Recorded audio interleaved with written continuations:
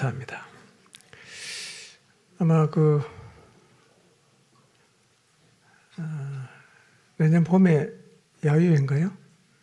예, 그때를 기다리시면 좋은 소식이 올지 모르겠습니다. 예.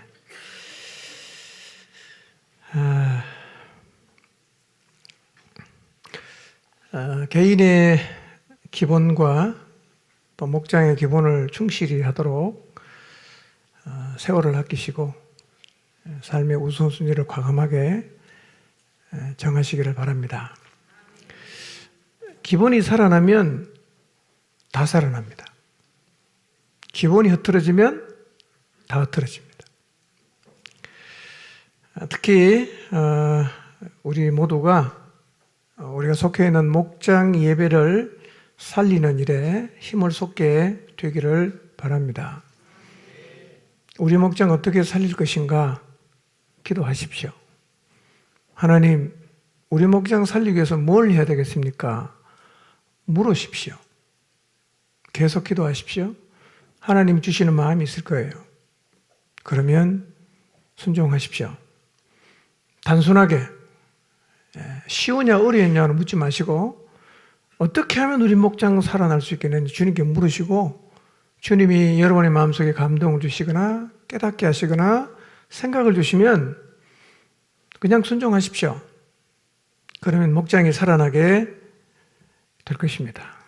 목장이 다 살아나면 교회가 살아나고 하나님이 교회에 주신 사명을 잘 감당하게 될 것입니다.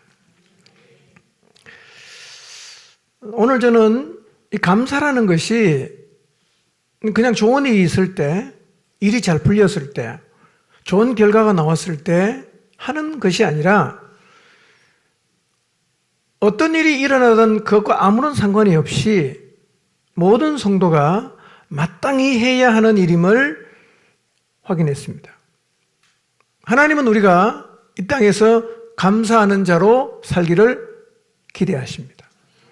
하나님은 우리가 이 땅에서 감사하는 자로 살면 너무너무 기뻐하십니다. 여러분 자녀가 늘 불평하고 투덜거리고 살면 가슴 아프지요? 하나님도 똑같습니다. 여러분의 자녀가 여러분을 향해서 부모를 향해서 감사하고 감사하는 마음을 갖고 살면 얼마나 기뻐요. 건강한 거잖아요. 우리를 바라보시는 하나님 마음이 그와 같습니다. 하나님은 우리가 감사하는 자가 되기를 원하십니다. 자기를 길러준 부모에게 해준 게 뭐가 있냐고, 나는 엄마 아빠에게 감사할 게 하나도 없다 라고 말하는 것이 바른 자세가 아닌 것처럼 똑같습니다. 우리 하나님을 향해서 하나님 저한테 해준 게 뭐가 있습니까? 라고 대들거나 하나님께는 나는 감사할 게 하나도 없습니다 라고 말하는 건 역시 바른 자세가 아니에요. 그것은 우리 주님의 가슴을 너무 아프게 하는 거예요. 하나님 우리 인생에 해주신 일이 너무 많죠. 여러분의 인생을 한번 돌아보십시오. 여러분이 걸어온 인생의 이력을 한번 쭉 살펴보십시오. 틀림없이 하나님의 은혜와 하나님의 사랑, 세심한 배려가 있다는 것을 여러분이 보게 될 것입니다. 우리를 구원해 주셨어요. 생명을 주시고 영원한 소망을 갖고 살아가게 하신 것 얼마나 감사한 일입니까? 그뿐만 아니라 이 땅에 사는 동안에도 그거는 우리의 삶에 세심하게 간섭하시고 배려하시고 인도하셨습니다. 제 인생을 돌아보면 어린 시절 참 힘겹게 살았어요. 제 어릴 때는 되게 다 힘들게 살긴 했지만 저는 좀 더 힘들게 살았어요. 그 어려운 시절을 지났기 때문에 저는 처음에 목회를 하고 굉장히 경제적으로 어려웠는데요. 힘든 시기를 저는 하나도 힘이 안 들게 지났습니다. 늘 그렇게 살아왔으니까 괜찮았어요. 목회 길에 들어서는 과정도 가만히 돌아보면 참 하나님의 은혜가 있었고요. 목회를 하는 과정 속에서도 수많은 일을 겪었는데 그 일들을 통해서 지금 돌아보면 하나님이 제 내면을 빚으신 것임을 보게 됩니다. 고난과 어려움 겪을 때는 힘들었는데 지나놓고 보니까 그 과정이 제 내면을 넓히는 과정이 되었고 그런 과정을 지났기 때문에 더 많은 영혼을 품을 수 있게 되었다는 것을 확인하게 됩니다. 목회를 하면서요, 제가 참 부담스러운 자리에 참 많이 있었어요. 예. 저는 수련회하는 것도 참 부담스러웠어요. 강의 준비하는 게 보통 일이 아니기 때문에 어떨 때 너무 힘들어서 도망가고 싶을 때도 있었고, 외부 사역 나가면 그것도 굉장히 부담이 돼요. 그런 과정을 쭉 지나가면서 지금 돌아보면 하나님이 더 많은 사람에게 영향을 끼치는 자리에 서게 하셨어요. 돌아보면 제가 제 내면을 보면 견적이 참 많이 나오는데요. 이 견적이 많이 나오니까 작품을 만들려고 하면 하나님이 얼마나 힘드시겠어요. 우리가 힘들다가 아우성 쳤지만 사실은 하나님은 더 힘드시죠. 하나님은 진짜 우리를 만들기 위해서, 아니 저를 만들기 위해서 신경을 많이 쓰신 것 같아요. 이렇게 하나님의 사랑으로 점점 넓혀지고 점점 만들어지는 이런 일들이 제 삶의 경험을 통해서 알아가면서 이제는 어떤 상황 앞에서도 이 어렵고 힘들고 고난의 과정이라도 하나님의 의도하신 바대로 더 아름답게 빚어질 것이라는 믿음이 있기 때문에 감사함으로 받을 수 있게 되었습니다. 여러분, 고난이 나쁜 게 아닙니다. 고난이 우리를 작품으로 만드는 겁니다. 혹시 지금 마음고생하는 분 계십니까? 자식이 속색이고 남편이 속색이고 여러 문제 때문에 힘드신 분 계십니까? 고난을 통해서 여러분을 하나님 앞에서 작품으로 만들어 가시기를 바랍니다. 여러분, 혹시 고난당하면서 너무 힘들어서 마음고생한다고 혹시 마음속에 불평이나 원망의 마음이 생깁니까? 이런 나를 작품 만든다고 하나님이 더 고생하십니다. 훨씬 더 고생 많이 했어요. 그렇게 고생하고 때로는 우리 하나님 막 욕하잖아요. 너무 화가 나갖고 너무 힘들어갖고 그 소리 다 들으면서 하나님은 포기하지 않고 우리를 작품으로 만들어 가신단 말이에요. 여러분, 어려운 자리에 섰다고 해도 걱정하지 마십시오. 끝은 반드시 좋습니다. 하나님은 선하신 분이에요.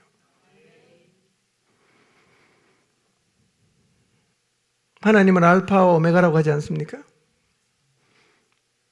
우리의 시작에 함께 하셨다면 그분은 우리의 마지막까지도 함께 하시고, 우리의 시작을 완벽하게 이끄셨다면 그분은 우리의 마지막까지 완벽하게 인도하십니다. 이 하나님을 믿으십시오. 그리고 감사하십시오. 그래서 성도의 마땅한 바는 감사입니다. 누가 감사할 수 있습니까? 믿음이 있는 사람이에요. 하나님을 진실로 믿으면 우리는 하나님께 감사할 수 있습니다. 여러분 모두가 믿음에 굳게 서서 감사함을 넘치게 하시기를 바랍니다. 여러분, 이렇게 하나님의 사랑이 놀랍잖아요. 비난을 받아가면서 우리의 투정을 들어가면서 그래도 우리를 작품으로 만들기를 포기하지 않으시는 것, 얼마나 놀라운 사랑입니까? 오해를 받지만 우리를 아름답게 빚어 가시는 그 하나님의 이 사랑이 얼마나 대단한 것입니까? 그렇기 때문에 하나님께 감사하지 않는 것은 죄입니다. 마치 자식이 부모의 사랑과 헌신을 무시하고 불평하고 원망하고 따지는 것이 죄인 것처럼 우리가 하나님에게 감사하지 않는 것 똑같이 죄라는 사실을 기억하시기를 바랍니다. 그분이 우리에게 베푸신 사랑과 은혜가 너무너무 큽니다. 말이 좀 과하지만 이렇게 표현할 수 있겠습니다. 감사할 줄 모르는 사람은 인간도 아니에요. 정말 그렇습니다. 우리가 믿음을 가지면 갑자기 우리의 삶 가운데서 감사할 일이 막 생겨나는 게 아니에요. 믿음을 가지면 감사한 일이 보이는 거예요. 눈이 열리는 거예요. 누구라도 믿음을 가지면 아무 일이 더 이상 새롭게 일어나지 않아도 하나님을 향해서 감사할 수 있게 되는 것입니다. 그런 의미에서 우리가 하나님께 감사하지 않는 것은 하나님이 덜 주셨기 때문이 아닙니다. 우리에게 믿음이 없기 때문입니다. 하나님을 믿으십시오. 선하심을 믿으십시오. 인자심을 믿으십시오. 여러분의 인생을 끝까지 책임지시는 하나님의 사랑을 믿으시기를 바랍니다. 타락의 본질이 뭡니까? 감사를 잃어본 것입니다. 하와가 하나님께서 베푸신 그 놀라운 은혜에 감사하지 않았어요. 결국 어떻게 됩니까? 선악과를 따먹는 자리까지 나갔단 말이에요. 우리가 생각해봐도 에덴 동산 아담과 하와를 위해서 만들어줬잖아요. 그 자체가 얼마나 감사한 일입니까? 에덴 동산에 수많은 과실이 있습니다. 아무런 제한이 없습니다. 자유롭게 마음대로 먹어라. 다만 동산 중앙에 있는 한 가지 실과를 제외하고는 모든 것은 네 자유다.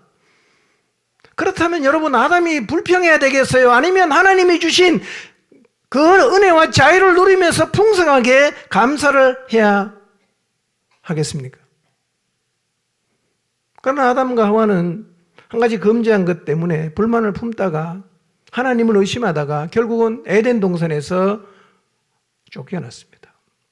하나님이 베푸신 놀라운 은혜에도 불구하고 한 가지 문제가 되는 것 때문에 여러분도 아담과 하와처럼 하나님의 사랑을 의심하고 불평하고 있지 않습니까? 여러분, 원망과 불평은 계속 우리를 내리막길로 떨어지게 합니다. 그러나 감사는 계속해서 우리를 높은 곳으로 올라가게 만든다는 사실을 잊지 마시기를 바랍니다. 우리의 마음에 감사를 잃어버리면 어떤 일이 생깁니까? 생각이 허망해져요. 마음이 어리석어집니다. 어두워져요. 하나님 은혜를 볼 수 없어요. 그래서 원망하고 불평합니다. 여러분, 성도는 좋은 일이 생겨서 감사하는 게 아니라 이미 베푸신 하나님의 은혜 때문에 감사하는 자들입니다. 감사를 잃지 마시기를 바랍니다.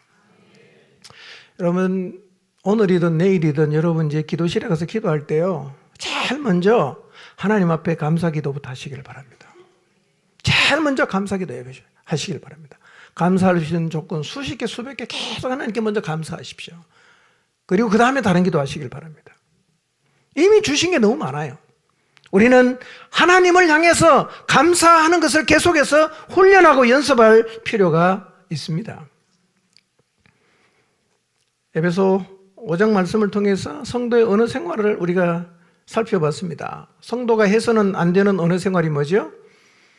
누추한 말, 음담패설, 어리석은 말, 쓸데없는 말이에요. 제가 보니까요, 쓸데없는 말 때문에 교회 안에 많은 갈등이 생깁니다. 안 해도 되는 말을 가서 옮기는 바람에, 해서는 안 되는 말인데 아무 데나 가서 말을 하는 바람에 얼마나 문제가 많이 생기는지 몰라요. 여러분, 어리석은 말 하지 마시기를 바랍니다. 어리석은 말 하지 마세요. 남의 비밀을 어디 가서 누설하지 마십시오. 잠언에도 보면 그거는 하나님이 기뻐하지 않는 거예요. 설령 여러분이 다른 사람이 모르는 비밀을 알고 있다고 해도 절대로 누설하지 마세요. 그게 지체를 향한 사랑입니다. 희롱의 말 하지 마십시오. 거친 농담하지 마시고 상처 주는 말 하지 마십시오. 왜 이런 말을 하면 안 되느냐? 이런 말은 제일 먼저 나를 더럽힙니다. 내가 하는 말, 내가 제일 먼저 듣기 때문에요. 그리고 두 번째, 그런 말은 하나님도 다 듣고 있습니다. 나중에 그 말 때문에 우리가 하나님 앞에 가서 심판받을 수도 있어요.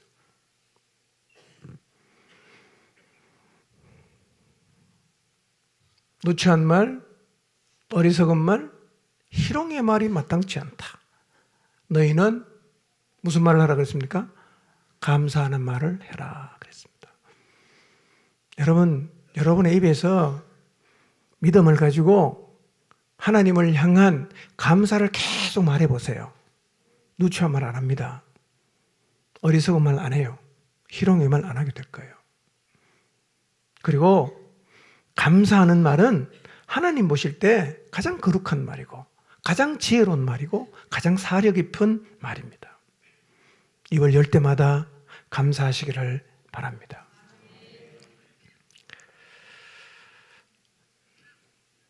감사는 조건, 환경과 아무런 상관이 없다 그랬죠.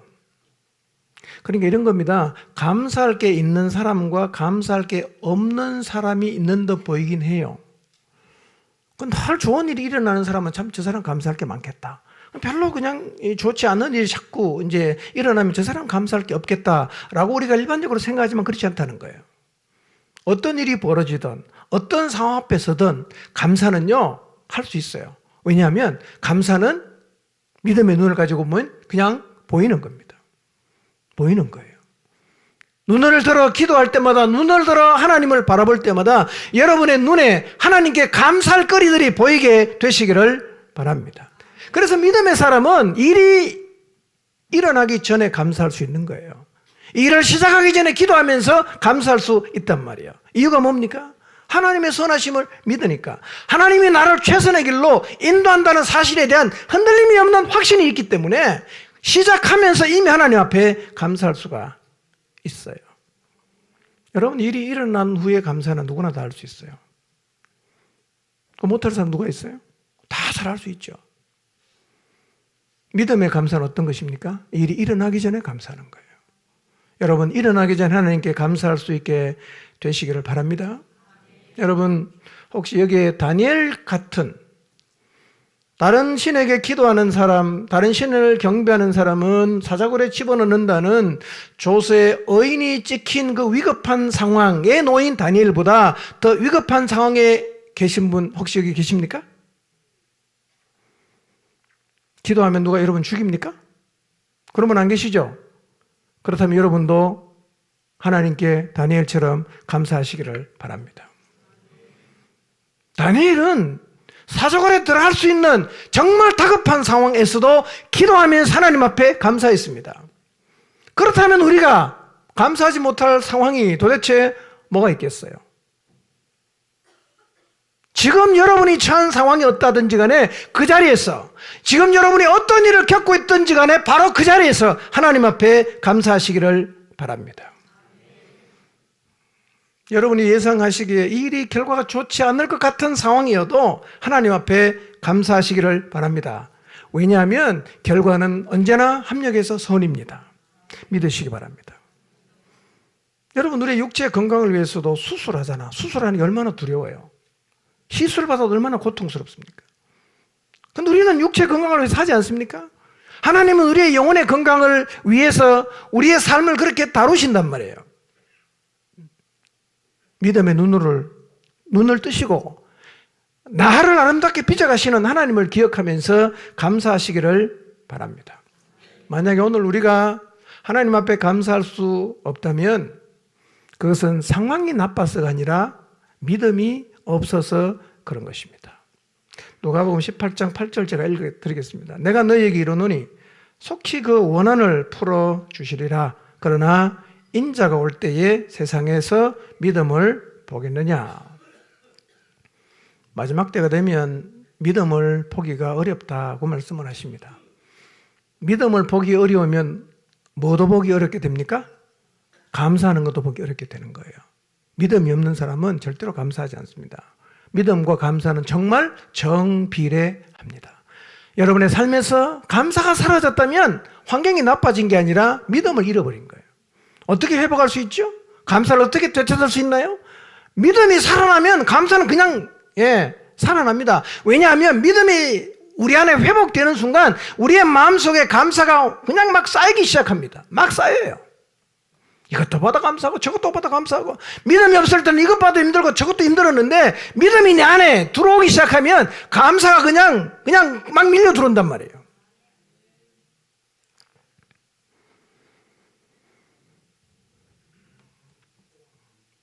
감사는 하나님에게만 하는 게 아니고 누구한테도 하라고 그랬습니까? 사람에게도 해야 됩니다. 모든 사람에게 감사하십시오. 여러분, 혹시 오늘 오후에 여러분이 특별하게 여러분의 인생에 관심과 사랑을 베풀어 준 분들을 생각해 보셨어요? 가만히 생각해 보면 있을 거예요. 그분에게 이번 주가 지나가기 전에 꼭 감사를 표현하시기를 바랍니다. 부모님에게도 감사하다고 말하시고, 배우자를 향해서도 감사를 표현하시고, 여러분의 자녀에게도 감사를 표현하시고, 목자에게도 감사를 표현하시고, 오늘 낮에 제가 이 말씀을 전할 때는 제게 몇 분이 감사의 문자를 보내주셨어요. 네, 감사합니다. 네. 카톡이 많이 올 텐데 나까지 귀찮게 해서 되겠냐 이런 생각은 절대로 하지 마시기 바랍니다. 네, 제가 잘 읽을 수 있습니다. 네.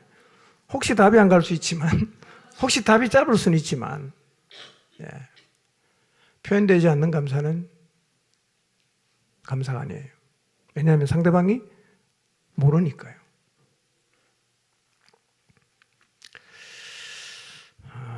오늘 제가 목회와 관련해서 하나님께 참 감사하게 되는 분이 한 분 계신다고 말씀드렸죠. 그분 목사님이세요. 아직 제가 전화를 못했는데요. 다음 주일날 낮예배 때 여기서 설교하실 예정입니다. 혹시 딴 데 안 가셨으면.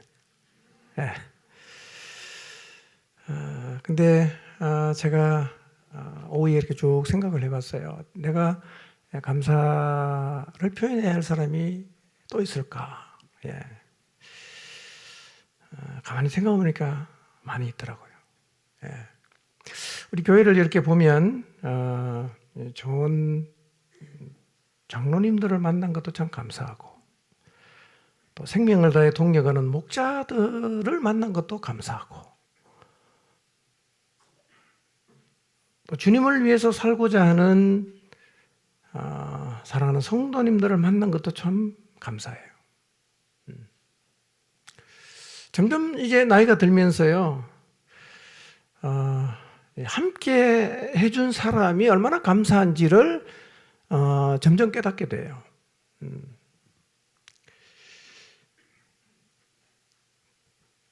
여러분 모두의 지지와 격려가 아니었다면, 그리고 저를 믿어주지 않았다면 우리도 우리 공동체도 이 자리에 오지 못했을 수도 있어요.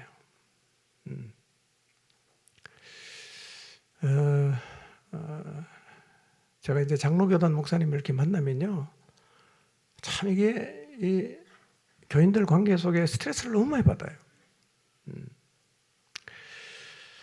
근데 참 마음을 모아서 함께 해주시는 여러분들을 만난 게 너무 감사한 일입니다. 미숙한 부분이 많았을 텐데요, 믿어주시고 또 함께 해주신 것 제가 너무 감사를 드립니다.